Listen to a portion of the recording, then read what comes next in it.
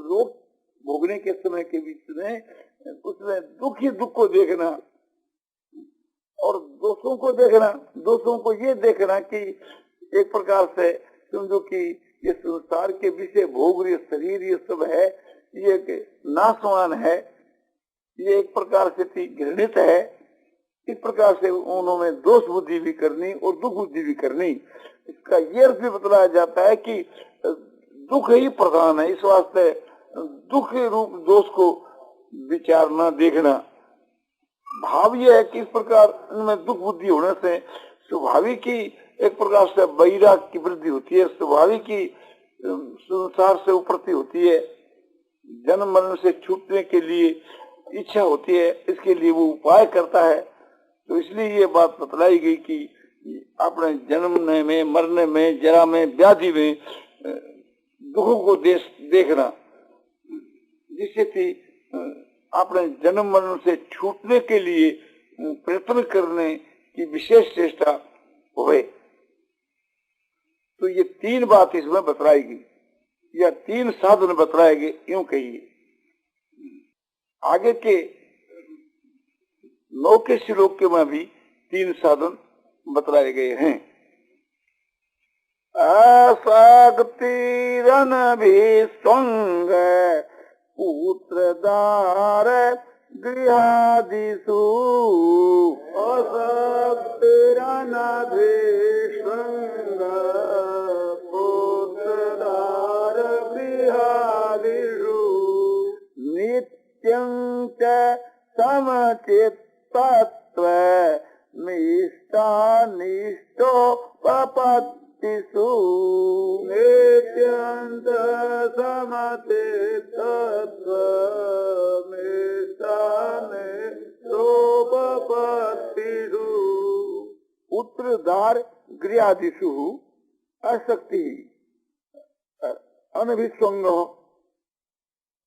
यह पुनः इष्टानिष्टोपत्तिषु नित्यम समचित्तत्वम् शब्दार्थ बताया जाता है।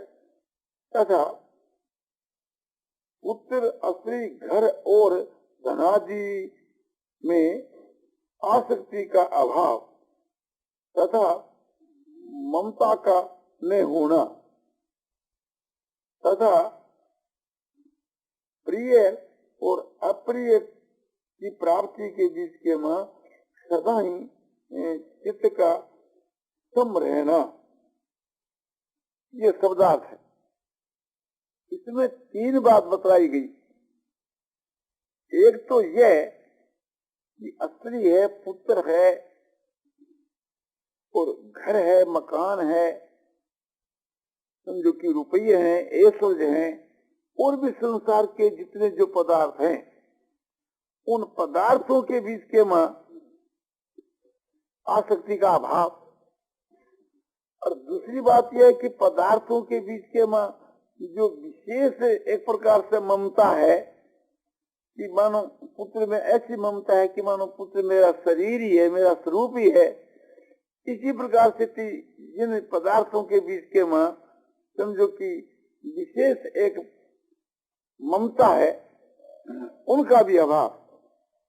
यदि कहो कि आसक्ति के अभाव की बात तो उसके मां आई गई थी, जो 10वीं बात बतलाई थी, यानी दूसरे श्लोक का जो एक प्रकार से पहला जो साधन बतलाया गया था कि इंद्रियार्थेषु वैरागम, इंद्रियों के अर्थों के मां वैराग। तो फिर एक प्रकार से पुत्र, दार, गृह आदि के बीच के मां आसक्ति का भाव। इसमें फर्क क्या रहा? इसमें ये फर्क रहा कि वो तो इंद्रियों के अर्थ की बात थी। इंद्रियों के अर्थ जो हैं, समझो कि जैसे शब्द, स्पर्श, रूप, रस, गंध आदि, उनकी प्रधानता थी। तो वे जड़ पदार्थों के बीच के मां भी इंद्रियों के अर्थ एक जैसी बात थी।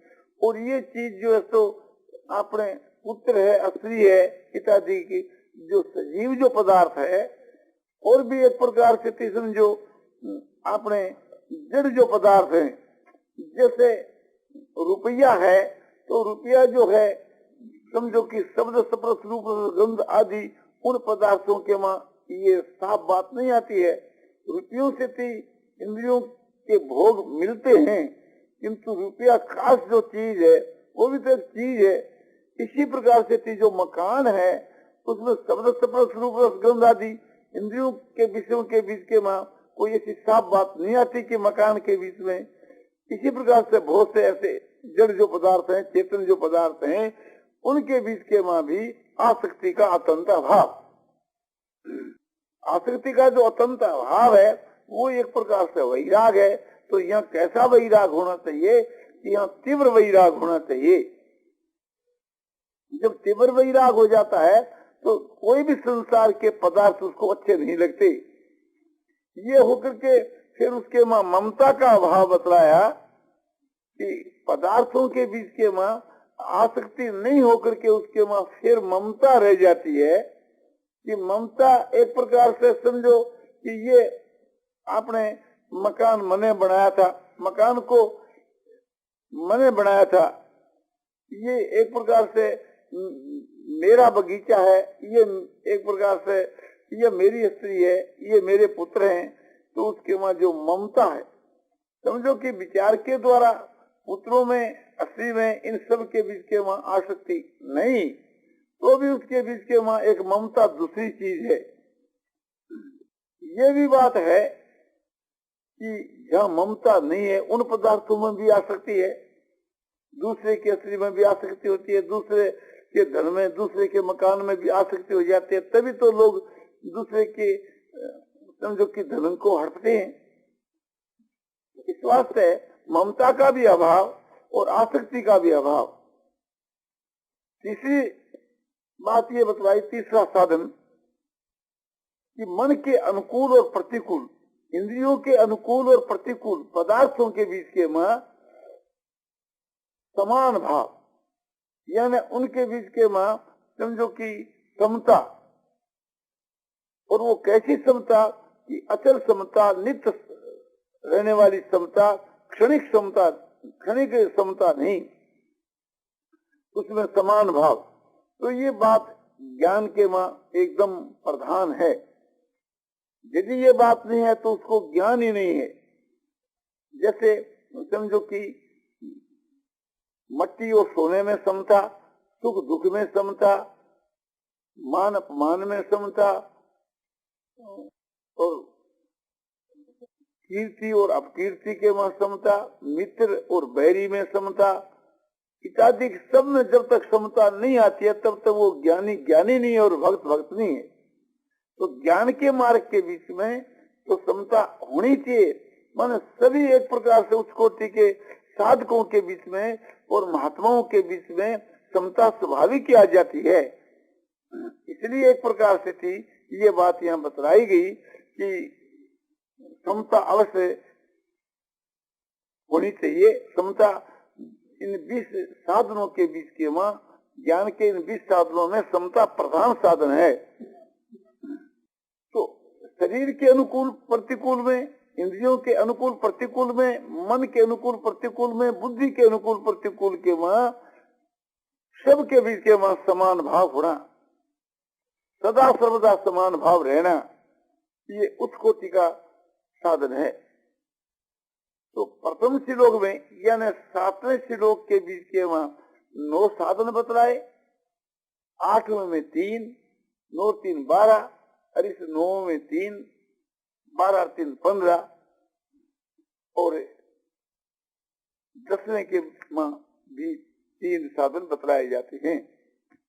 मयि च नन्न योगे न भगतीर व्यभिचारिणी, मयि च नन्न योगे न व्यभिचारिणी, विविक्त देश सेवित्व मरतीर्जन संसदी, विविक्त देश सेवित्व मरतीर्जन संसदी। मयि अनन्य योगे न अभिचारिणी भक्ति, यह पुनः वियुक्त देश सेवितुम जनसंसदी अरति। शब्दार्थ बतलाया जाता है, और हे अर्जुन, मुझ परमेश्वर के मां एक ही भाव से स्थिति रूप ध्यान योग के द्वारा अभिविचारली भक्ति तथा एकांत और शुद्ध देश में रहने का स्वभाव तथा विश्वास मनुष्यों के समुदाय के बीच में प्रेम का न होना, ये शब्दार्थ है। भाव यह है, भगवान का ये कहना है कि मुझ परमात्मा के बीच के मां अभिविचारिणी भक्ति। तो अभिविचारिणी भक्ति क्या? और वो भक्ति अनन्य योग से। तो अनन्य योग का क्या मतलब है और अव्यभिचारिणी भक्ति का क्या मतलब है? कि जैसे कोई पतिव्रता जो स्त्री होती है उसमें व्यभिचार का दोष नहीं गिरता, वो अपने पति के मां ही प्रेम करती है, दूसरे पुरुषों में प्रेम नहीं करती। यदि दूसरे पुरुषों के साथ में प्रेम करे या एक प्रकार से उनसे कोई कामना करे तो उसमें व्यभिचार का दोष समझा जाता है। तो इस दोष का उसमें अभाव है। भगवान कहते हैं एक मुझ में उनका प्रेम है, मेरे से और किसी के वहां प्रेम नहीं। और अनन्य योग का यह मतलब है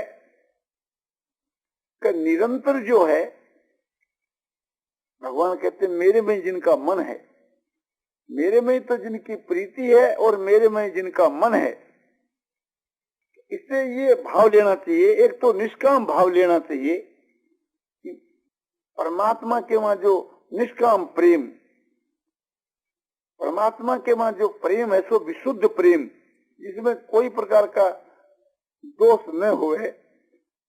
और परमात्मा के वहां भक्ति का मतलब है कि एक प्रकार से उत्कोटि का विशुद्ध और अनन्य प्रेम हुए। अनन्य माने परमात्मा को छोड़कर और दूसरे किसी में प्रेम न हुए, और वो हुए विशुद्ध।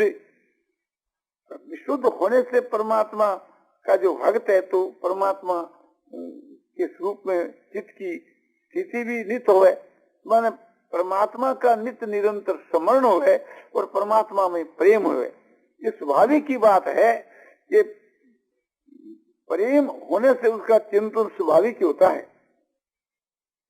तो परमात्मा के मां समझो कि कैसी भक्ति होनी चाहिए कि जैसे पतिव्रता स्त्री की अपने पति में भक्ति होती है, ऐसी भक्ति होनी चाहिए। तो एक तो साधन ये है। दूसरा साधन ये है कि एकांत देश का सेवन। कैसा एकांत देश? जैसे पवित्र स्थान हो, एकांत देश हो, जहाँ कोई हल्लो गुल्लो न हो, जहाँ कोई प्रकार की समझो कि विघ्न बाधा न आवे, जहाँ कोई विशेष न हवा हो, न कोई शीत हो, न गर्मी हो, न कोई एक प्रकार से समझो कि जल वर्षा हो, न कोई खुरका होता हो, इस प्रकार के दोषों से जो रहित है, ऐसा जो देश है, जन समूह से रहित, ऐसा देश और पवित्र देश, जैसे कोई पहाड़ की गुफा हो, कोई वन हो, या कोई गंगा के किनारा हो, या कोई देवस्थान हो, या कोई तुलसी का वन हो, इस प्रकार से पवित्र स्थान हो और एकांत देश हो है। तो ये इस श्लोक में दूसरी बात है, यानी दूसरा साधन है। और जनों के समूह के बीच के अरति, ये तीसरी बात है। मनुष्यों के संघ के बीच के अरति, माने संसारिक जो आदमी है या जो प्रमादी जो हैं, तामसी आदमी जो हैं, संसारी माने जो भोग विलास के भोगने वाले ऐसे राजसी जो पुरुष हैं, राजसी पुरुषों के बीच के मां और तामसी पुरुषों के मां प्रीति न हो। प्रीति तो किसी में भी नहीं होनी चाहिए, किंतु यहाँ प्रकरण है संघ के बीच के मां कि एक मनुष्यों का जो झुंड है, मनुष्यों के झुंड के बीच के माँ, मनुष्यों के झुंड के बीच के माँ प्रीति का नहीं होना। सात्विक जो मनुष्य सत्संग के लिए लोग इकट्ठे होते हैं, ऐसे मनुष्यों के बीच के माँ व्यक्तिगत प्रीति की तो आवश्यकता नहीं, किंतु एक प्रकार से थी उस सत्संग के माँ प्रीति न हो, ये मतलब नहीं है। इसलिए ये बात बतलाई जाती है कि राजसी पुरुषों के झुंड में और तामसी पुरुषों के झुंड में प्रीति न होए, किंतु सत्संग के लिए इकट्ठे हुए मनुष्यों के बीच के माँ उन झुंड के माँ प्रीति न होए, ये बात नहीं। इस वास्ते जन समूह, उसी को जन समूह कहा जाता है कि संसारिक मनुष्यों का जो संघ है और अध्यात्म विषय के जो इकट्ठे हुए लोग हैं, तो ये वास्तव में संसारी नहीं है। इसलिए उसके माँ संघ के बीच के माँ प्रीति के लिए निषेध नहीं किया जाता है। तो इसके माँ ये 3 बात बतलाई गई। 15 साधन तो पहला बतला दिए गए थे, 3 इसमें बतला करके सब मिलकर के 18 हो गई और सब 20 साधन हैं।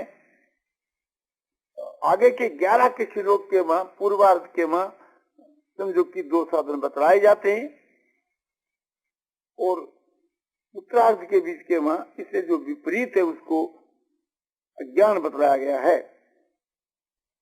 अध्यात्म ज्ञान नित्यत्वं तत्व ज्ञानार्थ दर्शनम।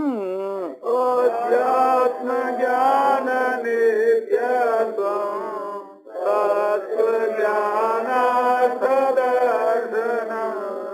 एतद् ज्ञानमिति प्रोक्त मज्ञानं यदतोऽन्यथा। एतद् ज्ञानमिति प्रोक्त मज्ञानं यदतोऽन्यथा। अध्यात्म ज्ञान नित्य तत्वम और तत्व ज्ञानार्थ दर्शनम। एतत् ज्ञानम यत अतः अन्यथा तत् अज्ञानम इति प्रोक्तम। ये संस्कृत के में बतलाए गए, अब भाषार्थ बतलाया जाता है।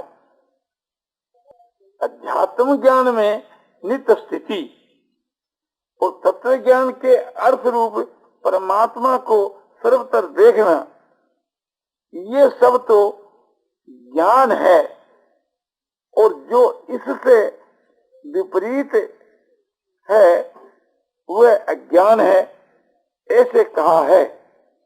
ये शब्दार्थ कहा गया। इसका भाव बतलाया जाता है। 18 साधन तो पूर्व में बतला दिए और 2 इसके बीच के में बतलाए गए, सब मिलकर के 20 होते हैं। तो अध्यात्म ज्ञान उसका नाम है कि आत्मा के विषय का ज्ञान, यानी परमात्मा के विषय का जो यथार्थ जो ज्ञान है और उस परमात्मा के विषय के ज्ञान के मां नित्य जो स्थिति है। माने समझो कि हर वक्त जो है, हर समय के बीच के मां अध्यात्म विषय का जो ज्ञान है, परमात्मा के विषय का जो ज्ञान है, जिसको तत्व ज्ञान कहते हैं, ब्रह्म ज्ञान कहते हैं, आत्म ज्ञान कहते हैं, ऐसे ज्ञान के बीच के मां ही नित्य स्थिति, उसी के मां एक नित्य स्थिति। हर वक्त समझो कि परमात्मा के ध्यान के मां नित्य स्थिति, माने उसका ज्ञान के मां स्थिति है, वो ध्यान के मां स्थिति है। तत्व ज्ञान जो है माने परमात्मा का यथार्थ ज्ञान, और उसका जो अर्थ है वो है परमात्मा का स्वरूप। उस परमात्मा के स्वरूप का निरंतर अवलोकन करना, यानी उस परमात्मा के स्वरूप का हर समय के बीच के मां मनन करना, उस परमात्मा के स्वरूप का स्मरण रखना, ये एक प्रकार का उस कोटि का साधन है। हर वक्त परमात्मा को याद रखने का जो साधन है बहुत उच्च कोटि का साधन है। हर वक्त याद रखते रखते उसका आगे जाकर के समझो चिंतन होने लगता है हर वक्त, और परमात्मा के स्वरूप का हर वक्त चिंतन होने के आगे जाकर के ध्यान लग जाता है, और ध्यान से फिर परमात्मा के स्वरूप की प्राप्ति हो जाती है। इसलिए अध्यात्म विषय के नित्य स्थिति और परमात्मा के स्वरूप का निरंतर ध्यान, ये दोनों साधन बड़े उच्च कोटि के हैं। परमात्मा की प्राप्ति के बहुत समझो कि उच्च कोटि के साधन माने गए हैं। और ज्ञान का जो साधन है एक प्रकार से उन साधनों के भी ये उत्तम साधन माने गए हैं। तो ये 20 जो है सो ज्ञान के साधन बतलाए। और इससे जो विपरीत है, जो उल्टे हैं, उन सब का नाम अज्ञान है। क्योंकि अज्ञान की वृद्धि में हेतु होने के कारण से उन सबको अज्ञान के नाम से कहा गया।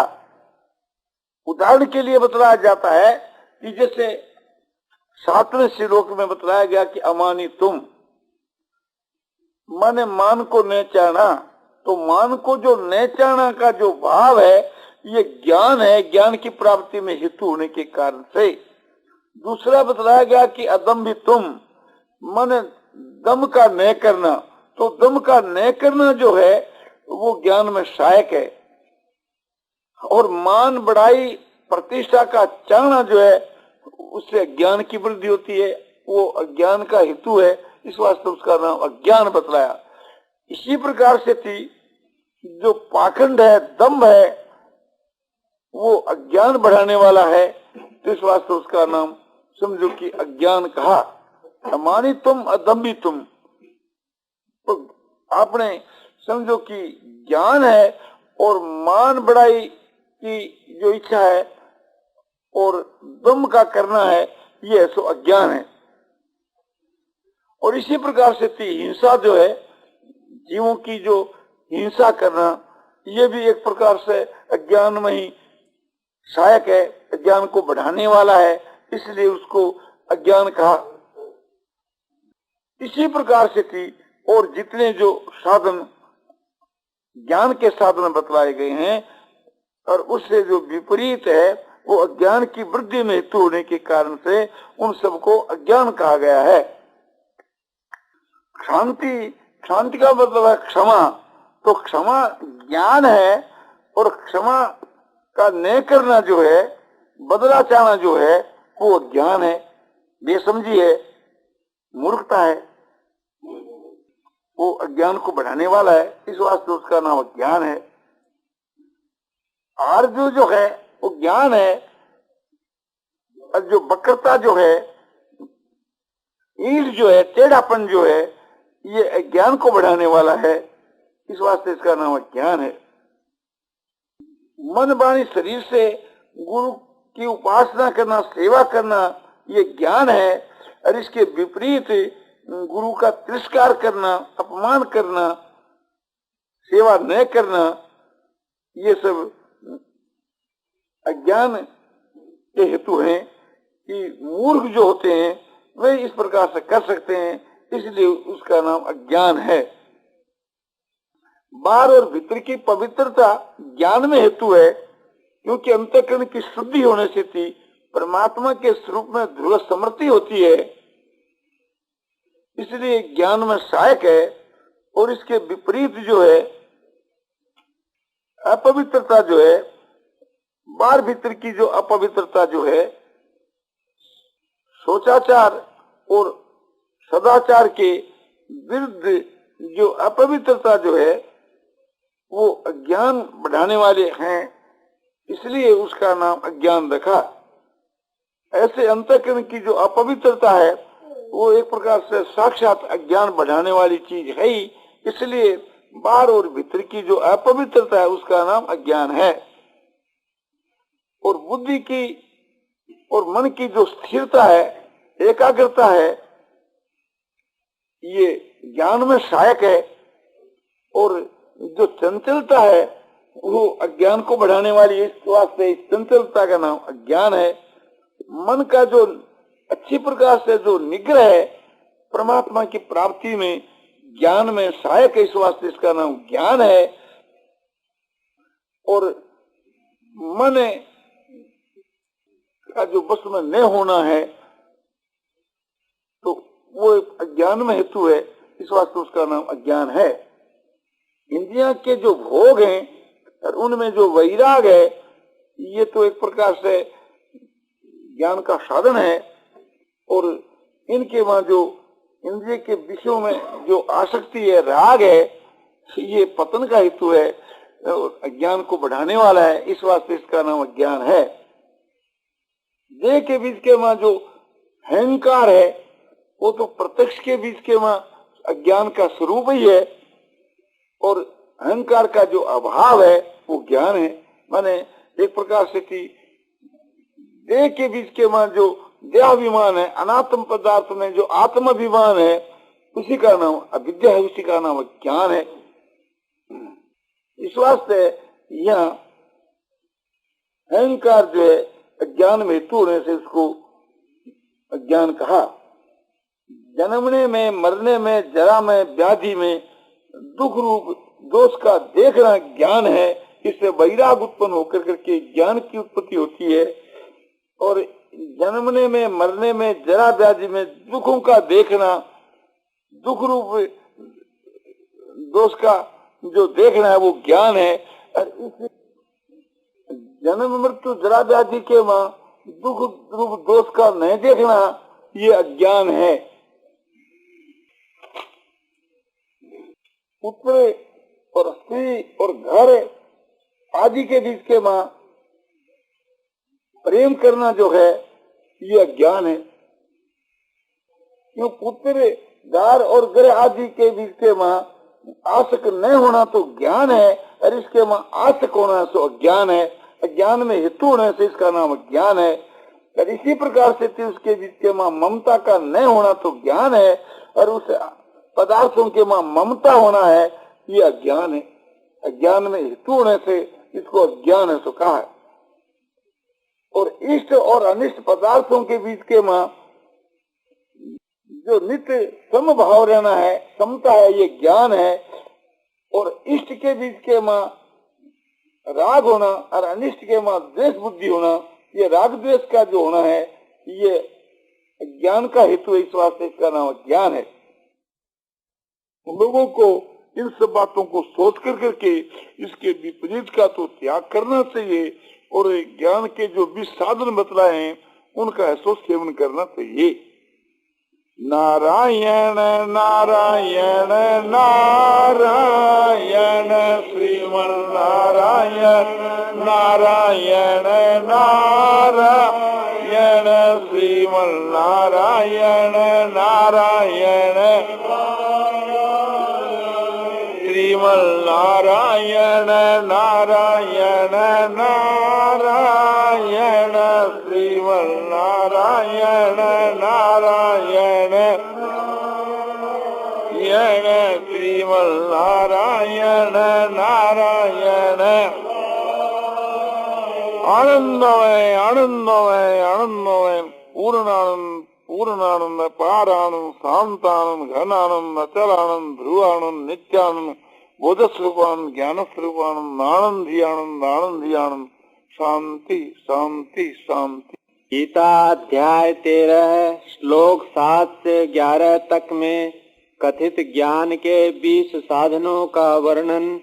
आज मिति माघ कृष्णा तृतीया मंगलवार संवत 2011 को रात्रि में 10 बजे श्री राम ऋखदास जी परशुरामपुरिया की कोठी रमन रेती वृंदावन में श्री जयदयाल जी गोविंद का द्वारा किया गया।